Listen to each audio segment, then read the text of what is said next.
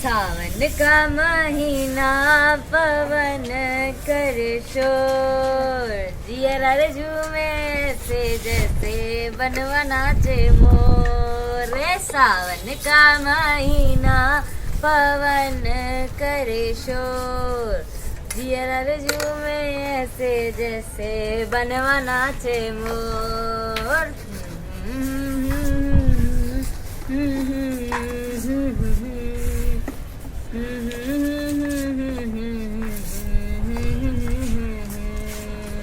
जय गंगा मैया की भैया शरद। जय गंगा मैया की अब्दुल भाईजान। अरे भैया शरद, ठंड में बड़ा गुनगुना रहे हो, लगता है मंगनी उंगनी तय हो गई है। अरे भैया आप भी ना शर्माना छोड़ो, लड्डू ना सही एक कप चाय ही पिला दो, बड़ी ठंड हो रही है। अभी पिलावत है भैया, जब तक हम चाय बनावत है तब तक आप जरा वहाँ बैठकर आज का ताजा अखबार ही पढ़ लीजिए। वो सब तो ठीक है अब्दुल मियाँ, पर एपीएमसी मंडी का है। अरे भाई शरद, तुम्हें एपीएमसी मंडी नहीं पता? एपीएमसी मंडी मतलब एग्रीकल्चर प्रोड्यूस मार्केट कमेटी, यानी कृषि उत्पाद बाजार समिति, जिसे हम मंडी या गद्दी भी कहते हैं। मैं अपने चावल भाग गोदाम में बेचने जा रहा था। धत तेरी की, हमको तो इस सब के बारे में कुछ मालूम ही नहीं था। अरे भाई शरद, तुम्हारा इससे कोई सारोकार ही नहीं है तो तुम्हें इसके बारे में पता कैसे होगा? सरोकार नहीं, इसका राम मतलब मास्टर जी। राम राम मास्टर। सरोकार नहीं, इसका मतलब ये नहीं कि तुम्हारे आसपास जो चीजें होती हैं जो तुम्हें प्रत्यक्ष और अप्रत्यक्ष तरीके से प्रभावित करती हैं, उनके बारे में तुम्हें जानकारी ना हो। तुम्हारे आसपास जो चीजें होती है ना, उनके बारे में जानकारी रखना बहुत जरूरी होता है। वो सब तो ठीक है मास्टर साहब, पर ई अब्दुल मियाँ अपना चावल वो एपीएमसी मंडी में ही कहे जाके बेचना चाहते हैं, कोनो और मंडी में भी तो बेच सकते हैं ना। अब्दुल अपनी फसल जो है वो एपीएमसी मंडी इसलिए बेचने जा रहा है ताकि उसको उसकी फसल की एमएसपी मिल सके। इसका मतलब है मिनिमम सपोर्ट प्राइस, जिसको हम हिंदी में न्यूनतम समर्थन मूल्य कहते हैं। क्यों? सही कहा ना अब्दुल? एकदम सही कहा मास्टर साहब आपने, आप तो कभी गलत ही नहीं हो सकते हैं। मैं अपने बेटे हमीद को भी कहता हूँ कि बड़े होके आपके जैसा बने। नहीं अब्दुल, ऐसा नहीं सोचना चाहिए। मैं भी गलत हो सकता हूँ, इसलिए दूसरों की तो सुननी ही चाहिए, लेकिन अपने तर्क के तराजू पर तोल कर ही किसी निष्कर्ष पर पहुँचना चाहिए। जब हम किसी बात पर पुनः चिंतन करते हैं तो हमारे गलत होने की गुंजाइश घट जाती है।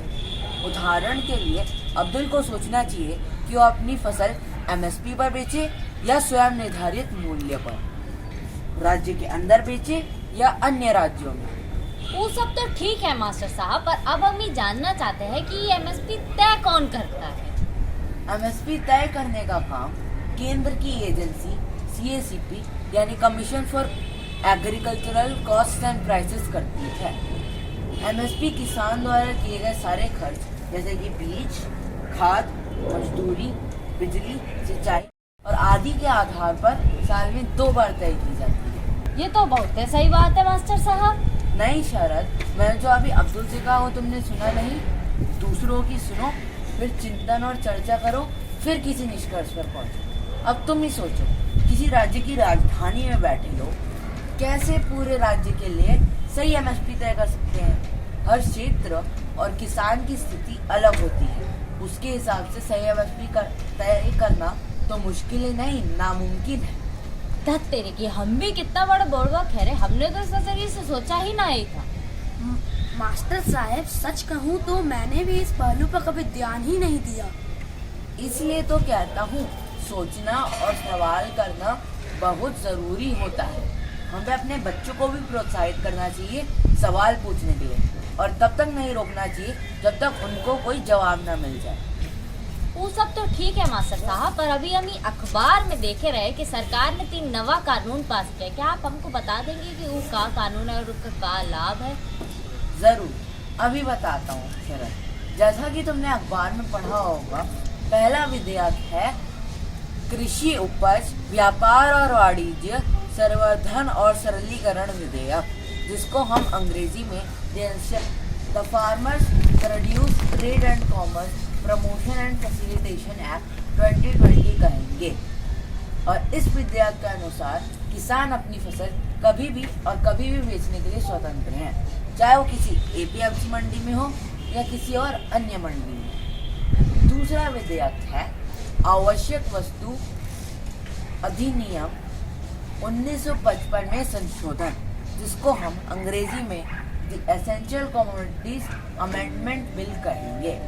पहले व्यापारी किसानों से फसल सस्ते में खरीदते थे और फिर भंडारण करके काला बाजारी करते थे। इस चीज को रोकने के लिए द एसेंशियल कमोडिटीज एक्ट को 1955 में बनाया गया।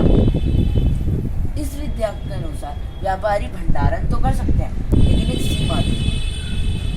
अभी जो नया संशोधित विधेयक है उसके अनुसार, नहीं मेरा मतलब क्या कह रहा था, हाँ याद आया मुझे, हाँ, लेकिन अभी जो नया संशोधित विधेयक है वो इन आवश्यक वस्तुओं की लिस्ट से आलू, प्याज, अनाज, दाल और ऐसी कई और आवश्यक वस्तुओं को हटा रहा है। एक और बात जो है नया संशोधित विधेयक कह रहा है कि व्यापारी और किसान राष्ट्रीय आपदा या अकाल जैसी विशेष परिस्थितियों के अलावा साल में कभी भी भंडारण कर सकते हैं। मास्टर साहब, हम जैसा छोटा छोटा किसान की भंडारण कैसे कर सकता है? हम तो अभी भी सोच रहे हैं कि ट्रैक्टर वाले से बात कर ले, वो कितने पैसे लेगा? ये तुमने बहुत सही कहा अब्दुल। छोटे किसानों के लिए अभी भी काफी सुधारों की आवश्यकता है, लेकिन तुम कह सकते हो कि ये उन्हीं सुधारों की शुरुआत है। वो सब तो ठीक है मास्टर साहब, पर ये तीसरा विधेयक का है। अभी बताता हूँ। तीसरा विधेयक है मूल्य आश्वासन पर किसान संवर्धन एवं सशक्तिकरण समझौता और कृषि सेवा अध्यादेश, जिसको हम अंग्रेजी में the farmers empowerment and protection for agreement of price assurance and farm services bill कहेंगे। यह विधेयक कॉन्ट्रैक्ट फार्मिंग के बारे में बात करता है और इस विधेयक के अनुसार किसान अपनी फसल की कटने से पहले ही उसकी कीमत तय कर सकता है और फिर तय कर सकता है कि वो अपनी फसल किसी व्यक्ति को बेचे या किसी संस्था को। सरकार को लगता है कि यह अध्यादेश कृषि क्षेत्र में एक निजी निवेश बढ़ाएगा।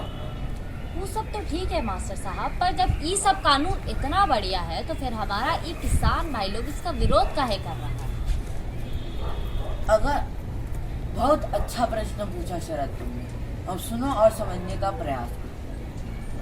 पहले 1886 में हैदराबाद में एक सरकारी मंडी की स्थापना की गई थी और उस समय की ब्रिटिश हुकूमत औद्योगिक क्रांति बढ़ाने के लिए अपने कर्मचारियों को सस्ता भोजन मुहैया और सबसे अच्छी कपास बाहर बेचने के लिए ये कानून बनाया। बेचारे किसान अपनी फसल उस मंडी में जाकर सस्ते में बेचने के लिए मजबूर थे, लेकिन अब ऐसा नहीं है। जैसा कि मैंने तुम्हें बताया, अब किसान भाई अपनी फसल कभी भी और कहीं भी बेचने के लिए स्वतंत्र हैं। एक और बात मैं तुम्हें बताना चाहता हूँ। क्या तुम्हें पता था कि जब 6% फसल जो है वो MSP के रेट में बिकती है और बाकी के 94% फसल जो है वो अन्य व्यक्ति या संस्थाओं से खरीदी जाती है? मास्टर साहब, ये सारा जंजाल तो हमें MSP के खातिर लग रहा है।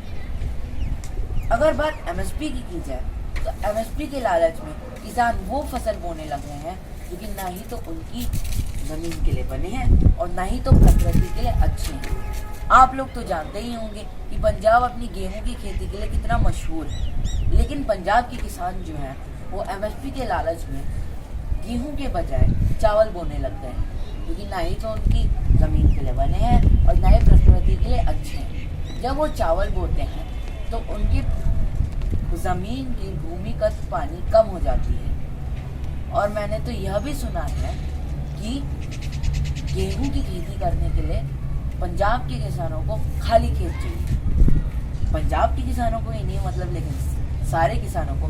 मैं बस अभी पंजाब के किसानों की बात कर रहा हूँ, तो इसलिए मैं पंजाब के किसानों को बात कह रहा हूँ। टीटू, ये डायलॉग फिर शुरू से बोलो। और चावल नहीं धान बोया जाता है। और लालच में बोल चावल लिखा है। ठीक है, धान बोल देना। अब स्टार्ट करो फटाफट।